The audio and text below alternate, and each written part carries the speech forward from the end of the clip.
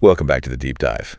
Today, we are tackling a topic that really sits at the operational heart of every single business.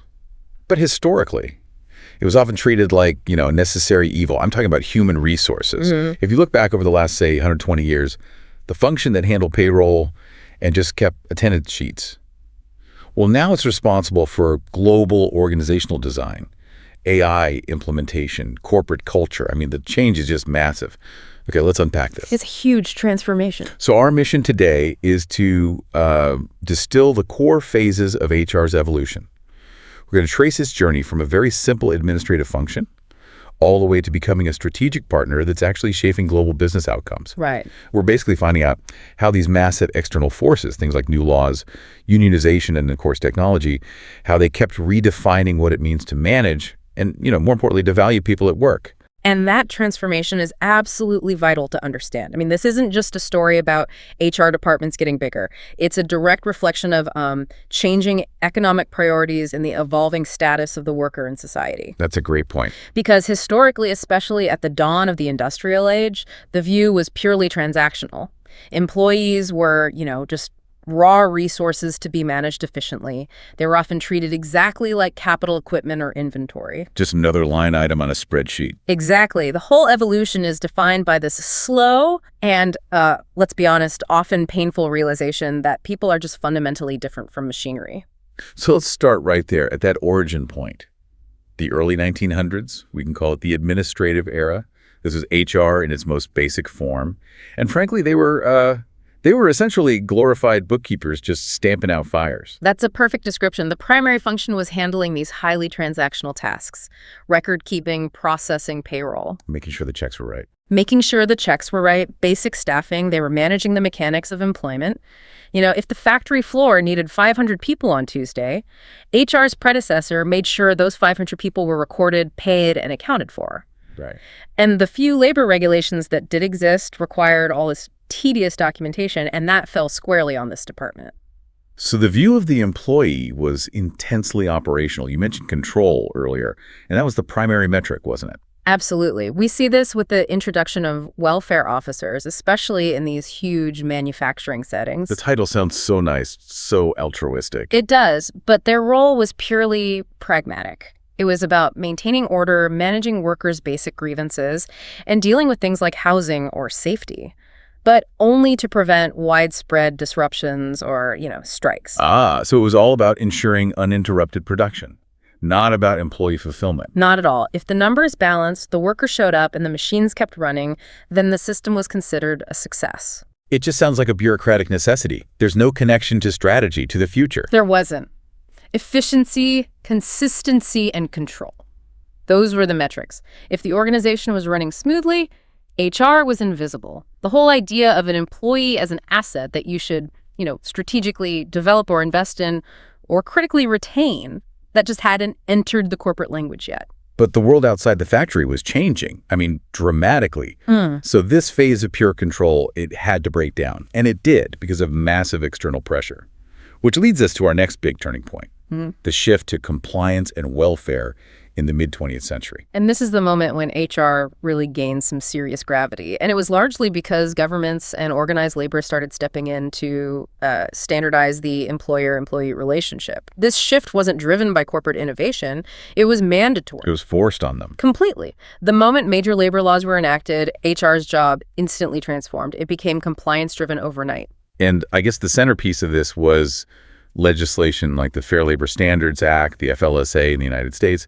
We always hear about minimum wages, but what was the immediate kind of painful consequence for these departments?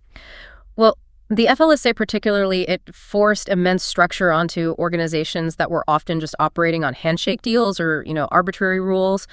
HR suddenly had to create and manage these formal job classification hierarchies, strictly standardized timekeeping. Managing working hours and overtime pay became a really high-risk, high-liability function. If you misclassified an employee, the risk of a massive lawsuit became very real. So HR became the gatekeeper of the company's legal defense against labor claims. That's right. It basically created the compliance officer role that we know today. And of course, hand in hand with new laws came the explosion of organized labor. Exactly. The powerful unionization movements, especially strong in industries like steel and automotive manufacturing, they forced HR into a much more sophisticated role. As a mediator. As a mediator, yeah, they couldn't just follow management's orders anymore. They had to engage in these complex collective bargaining negotiations. They became the professional bridge between ownership and the organized workforce. And that requirement for complex, nuanced human interaction was a huge step away from just stamping time cards. And what's fascinating here is this is where the link between employee well-being and actual corporate strategy was established this early on. It is. This is the period where strategy finally recognized that early link, that worker stability leads to profitability. Right. So companies started introducing welfare programs like basic health insurance or early retirement plans. And of course, the classic, most cited example is Henry Ford's move to the $5 a day wage in 1914. It sounds like pure corporate generosity, but the sources make it very clear that while it was a huge wage boost, the goal was intensely practical. Oh, it was operational necessity dressed up as generosity. Ford had an extremely high turnover rate. I mean, sometimes reaching 370% annually. Right. And it was incredibly expensive to constantly recruit and retrain people. That $5 a day wage was a retention tool. Plain and simple. Plain and simple, specifically designed to reduce turnover, stabilize the workforce, and boost productivity by giving workers a reason to stay put. It's a perfect illustration of, management that looks ethical, but is driven by cynical operational necessity. So it moved HR beyond just control to realizing that retention was a real financial concern. So we go from pure control to this mandatory stability and compliance in the mid-century. And that foundation then allowed for the real breakthrough. Phase 3, the strategic leap into human capital. This is the 70s through the 90s. Here's where it gets really interesting. Yeah, this is where HR finally got a real seat at the main table. And the driver this time wasn't compliance, it was fierce global competition. It was. As markets went international and competition just intensified, companies realized their physical assets, their buildings, their machines, all of that could be easily duplicated. The one thing that couldn't be copied was the quality of the talent designing, managing, and running the whole organization. And this marks that huge conceptual shift where employees stop being viewed as just an expense, a cost center, and they truly become human capital, a valuable, revenue-generating, competitive asset. And that transition required HR to start speaking the language of finance and operations. If people are capital, then HR has to generate a measurable ROI, a return on investment from that capital. Right. Which meant HR functions just exploded in complexity. They moved way beyond just hiring and firing. They started to own performance management systems, create structured training academies, and critically formalize succession planning. And succession planning, that's the ultimate sign of strategic maturity, isn't it? Yeah. Mapping out who takes over key roles in the future. That links HR directly to the long-term stability of the whole company. Precisely. And we saw massive industry pioneers cement this. You had General Electric under leaders like Jack Welch, who became famous for its rigorous, sometimes brutal leadership development programs. They understood that building future leaders, the A players, was not some HR luxury. It was the mechanism for long-term growth and survival. It cemented talent management as a cornerstone of corporate strategy. It did. And conceptually, the entire field was framed by thinking like McKinsey's War for Talent framework in the late 90s. The whole premise was if you aren't actively and aggressively competing for the top 10% of talent globally, you will fail. It was a recognition that just being efficient wasn't enough. You needed competitive superiority. But, let's add a little complexity here. The war for talent also led to massive wage inflation in key sectors, and arguably it contributed to a culture of high performance that bordered on burnout. That's a crucial point. This strategic shift wasn't a universal net positive. It often benefited the top companies who could afford to pay the premium while putting immense pressure on mid-sized firms to constantly manage churn. So this view of people as capital, it created both immense value and this intense competitive pressure. But that entire strategic push would have been impossible without the fourth seismic shift that followed. Phase 4, the digital and data revolution. starting aggressively in the 2000s. Technology finally let HR shed its old administrative burden. The introduction of powerful human resource information systems, the HRIS, that was the tipping point. Platforms like SAP and Workday came in and just digitized mountains of paperwork. And crucially, they automated data management and enabled self-service portals. So instead of an HR professional spending half their day on the phone answering what's my PTO balance, they can now focus on consultation, on coaching, on strategic initiatives. The tactical role finally gave way to the advisory role. Exactly. And it completely changed recruitment. It went from paper applications to online processes. You could leverage platforms like LinkedIn for truly global sourcing and specialized applicant tracking systems like Taleo for these streamlined, data-intensive recruitment funnels. It went from a local reactive exercise to a global proactive pipeline. It did. But the real power came when they moved beyond just automation into analytics. This is where HR becomes predictive, shifting from looking backward at what happened to looking forward at what will happen. We see AI and predictive analytics handling simple employee queries through chatbots, sure, but more importantly, HR analytics can now identify patterns, like which job roles are most likely to see high turnover in the next 6 months, or what managerial behavior actually correlates with team success. The ultimate example of using this data for workforce optimization has to be Google's internal research, Project Oxygen. They weren't just guessing what made a good manager based on, traditional wisdom. No, not at all. They used intense, massive data analytics to identify the specific managerial traits that drove team success. And the finding was shocking to the technical leaders there. They found that technical expertise was actually less important than soft skills. Things like coaching, empowering the team, good communication. It transformed performance management from the subjective review into a measurable science. It optimized the very structure of the team. Right.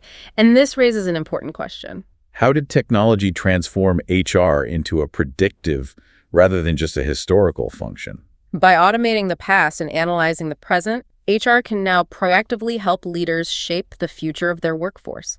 They can optimize performance well before problems even arise. It allowed HR to become evidence-based, shedding that old reputation of being a soft department. Which brings us right up to today, Phase 5, people-centric and purpose-driven HR.